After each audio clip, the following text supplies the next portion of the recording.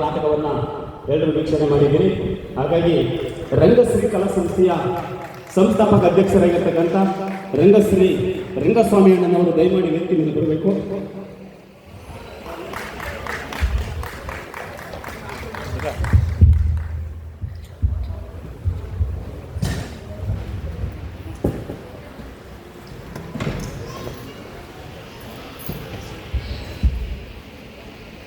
ರಾಮಚಂದ್ರ ವೇದಿಕೆ ಮೇಲೆ ಬರಬೇಕು. ರಘುನಂದನವರು, ಜಗದೀಶ್ ಗೌಡರು, ಕೃಷ್ಣಪ್ಪ, ಪಟೇಲ್, ಧನರಾಜ್,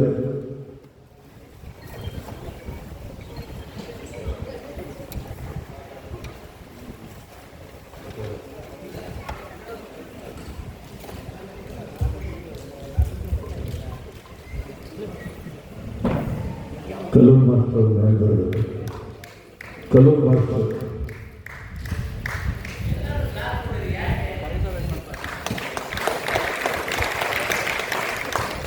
ವೇದಿಕೆಗೆ ಬನ್ನಿ. ಮಕ್ಕಳೆಲ್ಲ ಇಂಚೇರ್ ಕೆಳಗಾಕಿ, ಅಲ್ಲ ಕೆಳಗೆ ಆ ಲೈನ್ ಕೆಳಗಾಕಿ.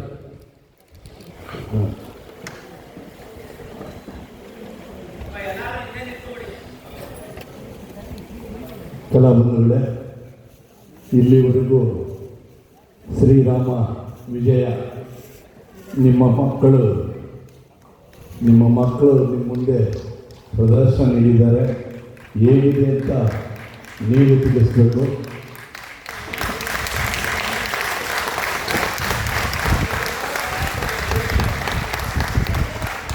ಚಪ್ಪಾಳೆ ತರ್ತಾ ಇರೋದ್ರಿಂದ ಮುನ್ರಾಜ್ ಅವರು ನನ್ನ ಆರೋಗ್ಯದ ಬಗ್ಗೆ ಪಾಪ ಹೇಳ್ತಾ ಇದ್ದಾರೆ. ಈ ನಾಟಕದವರು ಹೀಗೆ ಅಂತಂದರೆ ಅದೇನಾರ ಸಂತೋಷ ಆಗಿದ್ರು ನಾಟಕದ್ದು ಎಲ್ಲ ಮರ್ತುಬಿಡ್ತೀವಿ. ಹಾಗಾಗಿ ಇವತ್ತು ಮಕ್ಕಳ ನಾಟಕ, ಹಾಗಾಗಿ ನಮ್ಮ ದೇವರಾಜ ಕೂಡ ಬಂದಿದ್ದಾರೆ. ಅವನ ಆರೋಗ್ಯ ಸರಿ ಇಲ್ಲ ಅಂದರೆ ಈ ನಾಟಕದ ವಿಷಯವಾಗಿ ಅಶ್ವತ್ಥರೊಂದು ಎರಡು ಮಾತಾಡಿದರು. ಪಟೇಲ್ ಗಂಗರಾಜ್ ಅವರು ದಯವಿಟ್ಟು ಇದ್ದೇ ಬನ್ನಿ. ಜಗದೀಶ್ ಗೌಡ್ರಿದ್ರು ದಯವಿಟ್ಟು ಬನ್ನಿ.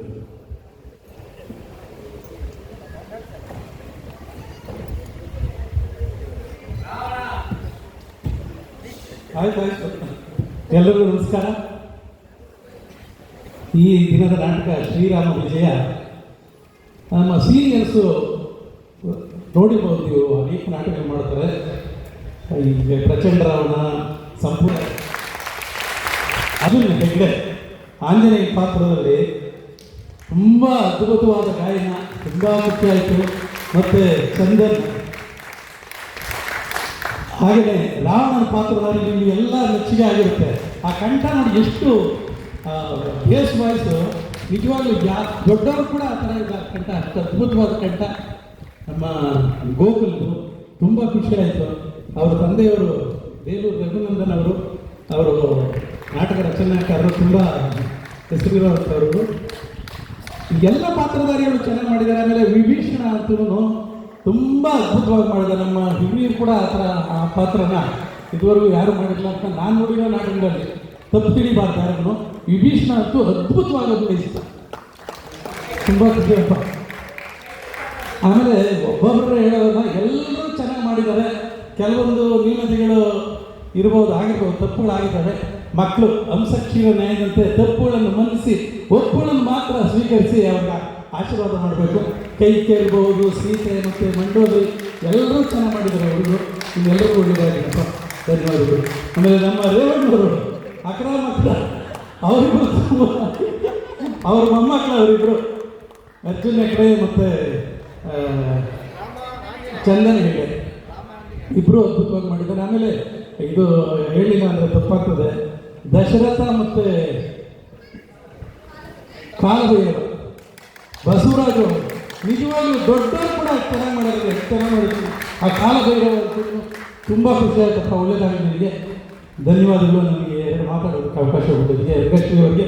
ಆಮೇಲೆ ಇನ್ನೊಂದು ಹೇಳಬೇಕು ಅಂದರೆ ರಂಗಶ್ರೀ ಅವರಂತೂ ಬಿಡುವಿಲ್ಲದ ಕೆಲಸದ ಮಧ್ಯೆ ಕೂಡ ಅವರು ಬಿಡು ಮಾಡ್ಕೊಂಡು ಬಂದು ಅವ್ರು ಎಷ್ಟು ತರಬೇತಿ ಕೊಟ್ಟಿದ್ದಾರೆ ಅಂತಂದರೆ ನಿಜವಾಗ್ಲೂ ಸರ್ ನಿಮಗೆ ಅಭಿನಂದನೆಗಳು. ತುಂಬ ಅದ್ಭುತವಾಗಿ ಬಂದಿದೆ. ಕೊನೆಯಲ್ಲಿ ಅವರು ಆರೋಗ್ಯದ ಸ್ವಲ್ಪ ತೊಂದರೆ ಆಯಿತು, ಆದಾಗ್ಯೂ ಈ ನಾಟಕ ಯಶಸ್ವಿ ಆಗಿದೆ. ಒಳ್ಳೆಯದಾಗಲಿ ಸರ್, ಧನ್ಯವಾದಗಳು.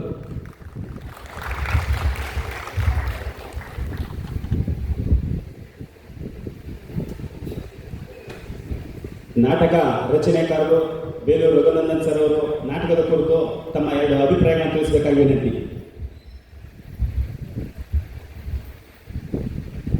ಅಭಿಪ್ರಾಯ ಹೇಳಲು ನಾನು ಇವರಿಗೆಲ್ಲರಿಗೂ ಧನ್ಯವಾದ ಹೇಳಕ್ಕೆ ಇಷ್ಟಪಡ್ತೀನಿ. ಮಕ್ಕಳು ಮಾಡಿದ ನಾಟಕವೇ ಇದು ಅನ್ನೋಷ್ಟರ ಮಟ್ಟಿಗೆ ನನಗೆ ಸಂತೋಷ ಆಗ್ತದೆ. ಇದಿಷ್ಟು ಕ್ರೆಡಿಟ್ ರಂಗಶ್ರೀ ಅವರಿಗೆ ಮತ್ತು ಅವರ ತಂಡಕ್ಕೆ ಸಲ್ಲಬೇಕು. ಕನ್ನಡ ರಂಗಭೂಮಿಯ ಭರವಸೆಗಳು ಕಾಣ್ತಾ ಇದೆ. ಕನ್ನಡ ರಂಗಭೂಮಿ ಮತ್ತು ಪೌರಾಣಿಕ ರಂಗಭೂಮಿ, ಅಥವಾ ನಾವು ವಿಭಾಗ ಮಾಡ್ಕೊಳ್ಳೋದಕ್ಕೆ ಪೌರಾಣಿಕ ರಂಗಭೂಮಿ, ಹವ್ಯಾಸಿ ರಂಗಭೂಮಿ ಅಥವಾ ಮಕ್ಕಳ ರಂಗಭೂಮಿ, ಮಹಿಳೆಯರ ರಂಗಭೂಮಿ ಅಂತ ಯಾವ ವಿಭಾಗದಿಂದಲೇ ಒಂದೊಂದು ದೀಪಗಳು ಹಚ್ಚಿ ರವೀಂದ್ರ ಕಲಾಕ್ಷೇತ್ರದಲ್ಲಿ ಇಟ್ಟಿದ್ದಾರೆ ರಂಗಶ್ರೀ ಅವರು. ಆ ಮಕ್ಕಳು ಈ ಮಕ್ಕಳು ಅಂತ ಹೇಳಲ್ಲ, ಎಲ್ಲರೂ ಅದ್ಭುತವಾಗಿ ಹಚ್ಚಿಟ್ಟ ದೀಪ, ಹಚ್ಚಿಟ್ಟ ಹಣತೆ ಇರುತ್ತೆ. ಇವತ್ತು ಕಲಾಕ್ಷೇತ್ರಗಳಿಗೆ ಸುಂದರವಾಗಿ ಬೆಳಗಿದೆ. ನಿಮಗೆಲ್ಲರಿಗೂ ಶುಭಾಶಯ ಮಕ್ಕಳೇ, ಎಲ್ಲರೂ ಸೂಪರಾಗಿ ಮಾಡಿದ್ರೆ. ಆಲ್ ದ ಬೆಸ್ಟ್ ನಿಮಗೆಲ್ಲರಿಗೂ ನಿಮ್ಮ ಕಲಾ ಜೀವನಕ್ಕೆ.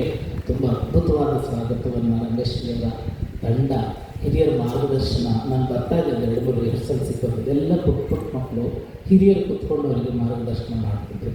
ನಾನು 2-3 ಸತಿ ಹೇಳ್ತೀನಿ, ಯಾವಾಗ ಹಿರಿ ತಲೆಮಾರು ಹೆಂಗಿರಬೇಕು ಅಂದರೆ ನೆಲಕ್ಕೆ ಭೂಮಿಗೆ ಬೀಜವನ್ನು ಚೆಲ್ಲಬೇಕು. ಯಾವ ಬೀಜಕ್ಕೆ ತಾಕತ್ತಿರ್ತದೋ, ಯಾವ ಬೀಜಕ್ಕೆ ಧರಿಸುವ ಶಕ್ತಿ ಇರ್ತದೋ ಅದು ಬೆಳೆದು ಮರವಾಗ್ತದೆ. ನೀವು ಬೀಜ ಚೆಲ್ಲುವ ಕೆಲಸವನ್ನು ಮಾಡಿದ್ದೀರಿ, ಬಿತ್ತಿ ಬೆಳೆಯುವ ಕೆಲಸವನ್ನು ಮಾಡಿದ್ದೀರಿ. ತುಂಬ ಜನ ಮಾತಾಡ್ಬೋದು, ನಾಟಕ ಸ್ಕೂಲ್ ಮಕ್ಕಳನ್ನ, ಕಾಲೇಜ್ ಮಕ್ಕಳು ನಾಟಕಕ್ಕೆ ಕಳಿಸಿ ಏನು ಮಾಡಿಲ್ಲ. ಪೋಷಕರಿಗೆ ತುಂಬ ಜನ ಗೊತ್ತಾಗಿದೆ, ಮಕ್ಕಳು ರಂಗಭೂಮಿಗೆ ಬಂದರೆ ಈ ಥರದ ಪೌರಾಣಿಕ ವಿಚಾರಗಳು, ನಮ್ಮ ಪುರಾಣ, ಮಹಾಕಾವ್ಯ ಮತ್ತು ಈ ಥರದ ವಿಚಾರಗಳು ತಿಳಿಸಿ ನಾವು ಕುತ್ಕೊಂಡು ಹೇಳಿದ್ರು ಅವ್ರಿಗೆ ಅರ್ಥ ಆಗೋದಿಲ್ಲ. ಅದು ಇವತ್ತು ಇವ್ರಿಗೆಲ್ಲರಿಗೂ ಅರ್ಥ ಆಗಿದೆ. ರಾಮ ರಾವಣ ಎಷ್ಟೇ ವೈರತ್ವ ಇದ್ರೂ ಕೊನೆಗೆ ಒಬ್ಬರನ್ನೊಬ್ಬರು ಆವರಿಸಿಕೊಳ್ಳುವ ಪರಿ ಬಹಳ ಮುಖ್ಯ. ಮನುಷ್ಯರಿಗೆ ಬೇಕಾಗಿರೋದು ವೈರತ್ವ ಅಲ್ಲ. ರಾಮ ಮತ್ತು ರಾವಣ ಎದುರಾಗಿ ಯುದ್ಧದಲ್ಲಿ ಸೋಲ್ತೀನಿ ಅಂತ ಸಾಯ್ತೀನಿ ಅಂತ ಗೊತ್ತಿದ್ದರೂ ಕೂಡ ತುಂಬ ಪ್ರೀತಿಯಿಂದ ಕಂಕಣ ಕಟ್ಟುವ ರಾವಣ, ಅಷ್ಟೇ ವಿನಯದಿಂದ ಬಾಗಿ ಕುಳಿತುಕೊಳ್ಳುವ ರಾಮ. ಇದಕ್ಕಿಂತ ಒಂದು ಆದರ್ಶ ನಮಗೆ ಬೇಕಾ? ಇದಕ್ಕಿಂತ ಒಂದು ಆದರ್ಶ ನಮಗೆ. ಈ ಆದರ್ಶವೇ ನಮ್ಮನ್ನು ಕಾಪಾಡಬೇಕಾದರೆ ಒಬ್ಬರಿಗೊಬ್ಬರು ಬಾಗುವ, ಒಬ್ಬರಿಗೊಬ್ಬರು ಗೌರವಿಸುವ ಒಂದು ಚಿಂತನೆಯನ್ನು ಈ ನಾಟಕ ಮಕ್ಕಳಿಗೆ ಕೊಟ್ಟಿದೆ. ನೀವು ಎಷ್ಟೇ ತರಗತಿಗಳಲ್ಲಿ ಪಾಠ ಹೇಳ್ಕೊಡೋಲ್ಲ. ಸಾರಿ, ತುಂಬ ಪೇರೆಂಟ್ಸ್ ಇದ್ದೀರಾ, ಕ್ಲಾಸ್ ರೂಮ್ನಲ್ಲಿ ಈ ಪಾಠ ಹೇಳ್ಕೊಡೋದು. ಕ್ಲಾಸ್ ರೂಮ್ 2-4 ಹೇಳ್ಕೊಡ್ತಾರೆ, 4 8 ಹೇಳ್ಕೊಡ್ತಾರೆ. ಅಷ್ಟು ಬಿಟ್ಟು ನೀವು ಹೇಳ್ಕೊಡಲ್ಲ. ಈ ಥರ ಬಾಗಿ ಬೆಳೆಯುವ ಒಂದು ದೊಡ್ಡ ಪಾಠವನ್ನು ರಂಗಭೂಮಿ ಮಕ್ಕಳು ಕೊಡುತ್ತೆ. ನಾನಂತೂ ತುಂಬ ಹೆಮ್ಮೆ ಪಡ್ತೀನಿ. ನನ್ನ ಮಗ ಒಬ್ಬ ಕಲಾವಿದ, ನಾನು ತುಂಬ ಹೆಮ್ಮೆ ಪಡ್ತೀನಿ, ಗರ್ವದಿಂದ ಹೇಳ್ತೀನಿ. ನಾನೊಬ್ಬ ಪಕ್ಷರಾಗಿದ್ದರೆ, ನಾನೊಂದು ಕಾಲೇಜಿನ ಪ್ರಾಧ್ಯಾಪಕನಾಗಿದ್ದರೂ ಕೂಡ, ನಾನೊಂದು ವಿಶ್ವವಿದ್ಯಾಲಯದ ಗೋಲ್ಡ್ ಮೆಡಲ್ ಆಗಿದ್ದು ಇದ್ದರೂ ಕೂಡ ಎಲ್ಲರ ಆಚೆಗೆ ಕಲೆ ದೊಡ್ಡದು, ಕಲಾವಿದ ದೊಡ್ಡದು ನನ್ನ ಒಂದು ಬಹುಮುಖ್ಯವಾದಂಥ ಚಿಂತನೆ. ಎಲ್ಲ ಮಕ್ಕಳು ಚೆನ್ನಾಗಿ ಮಾಡಿದ್ದಾರೆ, ನನ್ನ ಮಗನೂ ಚೆನ್ನಾಗಿ ಮಾಡಿದ್ದಾರೆ. ಆಲ್ ದ ಬೆಸ್ಟ್ ಗೊತ್ತು ಅನ್ನುವಂಥ ಒಬ್ಬೊಬ್ಬರು ಎಲ್ಲರೂ ಸೂಪರಾಗಿ ಮಾಡಿದ್ದಾರೆ ಮಕ್ಕಳು. ನಿಮಗೆಲ್ಲರಿಗೂ ಇನ್ನೊಂದು ದಿವಸ ನಾನು ಟ್ರೀಟ್ ಕೊಡಿಸ್ತೀನಿ ಮತ್ತು ಓಕೆ. ಅದಕ್ಕೆ ಹೇಳ್ತಾ ಇದ್ದೆ, ನಾವು ದೀಪ ಹಚ್ಚಿಬಿಟ್ಟಿದ್ದಾರೆ ಇರುತ್ತೆ. ಅದೇನು ಬೆಳಗೋ ಕೆಲಸ ಅಷ್ಟೇ, ಹಚ್ಚಿಟ್ಟ ದೀಪ ಬೆಳಗುತ್ತೆ. ಆಗುತ್ತೆ ಒಂದು ಅದೇ ರವೀಂದ್ರ ಕಲಾಕ್ಷೇತ್ರ ಮತ್ತು ದೀಪಗಳ ಹಚ್ಚಿಟ್ಟ ಸಾಲಿನ ಒಂದು ಪೌರಾಣಿಕ ರಂಗಭೂಮಿಯ ಮೂಲಕ ಒಂದು ಕನ್ನಡ ಕಲಾ ಸೇವೆಗೆ ಮಾಡಿ ನಿಂತಿದೆ. ಪೋಷಕರು ಬೆಳೆಸಿದ್ದಕ್ಕೆ ನಿಮಗೆಲ್ಲರಿಗೂ ಅಭಿನಂದನೆಗಳು. ಮಕ್ಕಳನ್ನ ರಂಗಶ್ರೀ ಅವರು ನಂಬಿ ಕಳಿಸಿದ್ದಕ್ಕೆ ಧನ್ಯವಾದಗಳು. ಮತ್ತಷ್ಟು ಈ ಥರ ನಾಟಕಗಳನ್ನ ಮಾಡಿಸಿ ಕನ್ನಡ ನಾಟಕಗಳನ್ನು ನೋಡಿ ಕನ್ನಡ ರಂಗಭೂಮಿಯನ್ನು ಪ್ರೋತ್ಸಾಹಿಸಲಿಕ್ಕೆ ಅಂತ ನಾನು ಮಾತನ್ನು ಮುಗಿಸ್ತೇನೆ. ಒಂದ್ಸಗೆ ಆಲ್ ದ ಬೆಸ್ಟ್. ಎಲ್ಲ ಮಕ್ಕಳಿಗೂ ಶುಭಾಶಯ.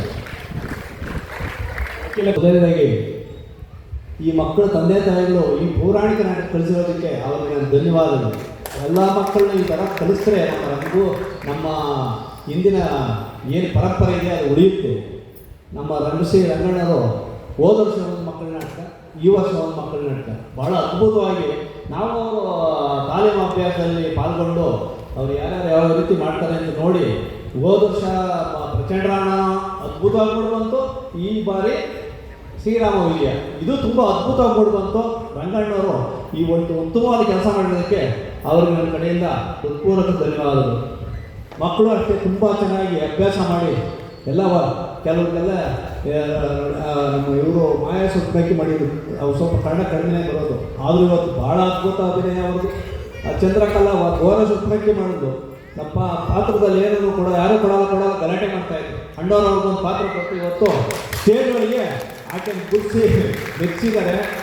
ಈ ಗೋಪುರದಲ್ಲಿ ನಾನು ಅವರು ಏನು ಪಾತ್ರ ಅಭಿನಯ ನಾನು ತುಂಬ ರೇವಣ್ಣವ್ರ ಮಕ್ಕಳ ಬಗ್ಗೆ ಹೇಳೋದಿಲ್ಲ. ಅವರು ಹಿಂದಿನಿಂದ ಮಾಡ್ಕೊಂಡಿದ್ದಾರೆ. ರೇವಣ್ಣವರೇ ದೊಡ್ಡ ಗುರು ಅವರಿಗೆ. ಇವೆಲ್ಲರೂ ಈ ಮಕ್ಕಳದೆಲ್ಲ ಹೊಂದಿಸ್ತಾ ನಾನು ಎರಡು ಮಾತು ಮುಗಿಸ್ತೀನಿ. ಜೈ ಜೈ ಕರ್ನಾಟಕ.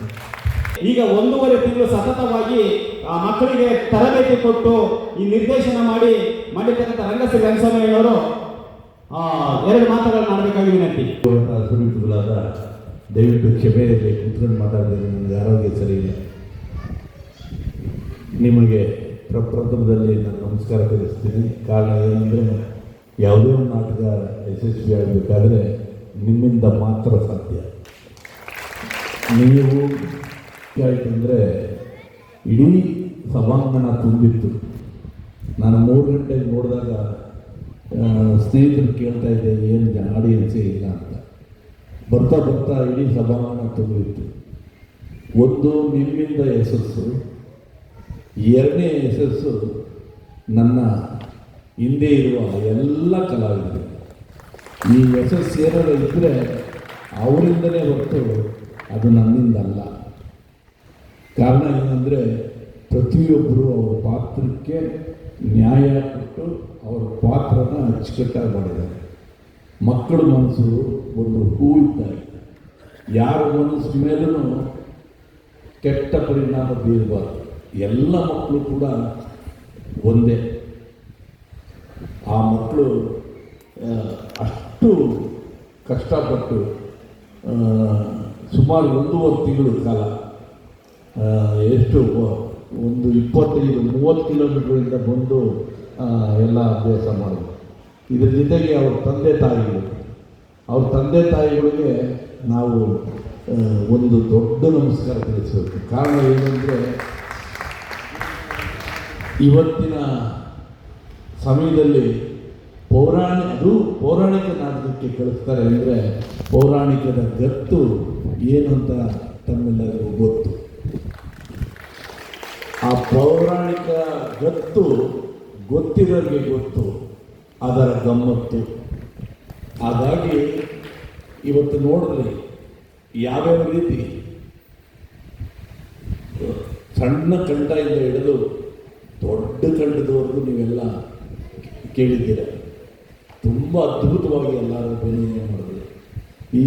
ಈ ನಾಟಕದ ನನ್ನ ರೇವಣ್ಣ, ನನ್ನ ಆತ್ಮೀಯರು ರೇವಣ್ಣ ಮತ್ತು ನಮ್ಮ ಚಿಕ್ಕಬೇಟ್ರು ಅಂತ ನಾನು ಸುಮಾರು 40 ವರ್ಷದ ಹಿಂದೆನೇ ಚಿಕ್ಕಬೇಟ್ರು ಅಂತ ಇಟ್ಟೆ.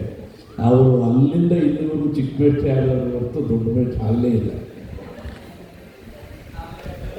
ಇಲ್ಲಿ ಚಿಕ್ಕಬೇಟ್ರು ರೇವಣ್ಣವರು. ನಾನು ಏನಕ್ಕೆ ಮಕ್ಕಳಿಂದ ಈ ನಾಟಕ ಮಾಡಿಸ್ಬೇಕು ಅಂತ ಆಸೆ ಪಡ್ತೀನಿ ಅಂದರೆ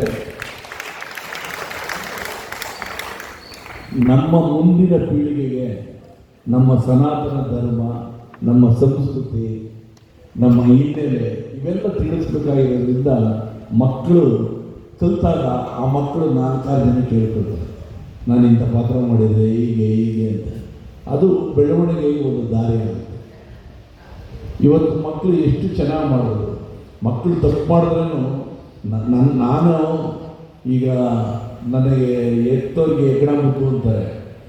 ಆ ರೀತಿಯಲ್ಲಿ ನಾನು ಹೇಳಬೇಕಾದ್ರೆ ನಾನು 100% ಮಾರ್ಕ್ಸು ಇವತ್ತಿನ ನಾಟಕಕ್ಕೆ ಕೊಡಲ್ಲ. ನಾನು ಆದರೆ ಇಂಥ ಚಟುವಟಿಕೆಗಳನ್ನ ಅದು ಭರತನಾಟ್ಯ ಇರ್ಬೋದು, ಕ್ರಿಕೆಟ್ ಇರ್ಬೋದು, ಸ್ವಿಮ್ಮಿಂಗ್ ಇರ್ಬೋದು, ಯಾವುದೇ ಒಂದು ಕ್ಷೇತ್ರ ಇರ್ಬೋದು, ದಯವಿಟ್ಟು ನಿಮ್ಮ ಮಕ್ಕಳನ್ನ ಬೇರೆದಕ್ಕೆ ತೋರಿಸಿ. ಮೊಬೈಲ್ ನೋಡಿ ನೋಡಿ ನೋಡಿ ಎಷ್ಟೋ ಮಕ್ಕಳುಗಳು ಹಾಳಾಗ್ತಾ ಇದ್ದಾರೆ. ಏನು ಕಷ್ಟನೇ ತಗೊಂಡಿಲ್ಲ.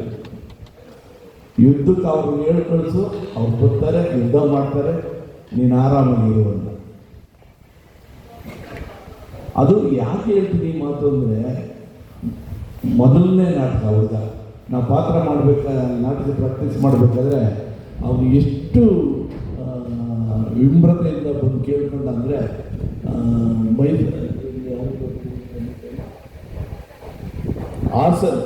ಹಾಸನಲ್ಲಿ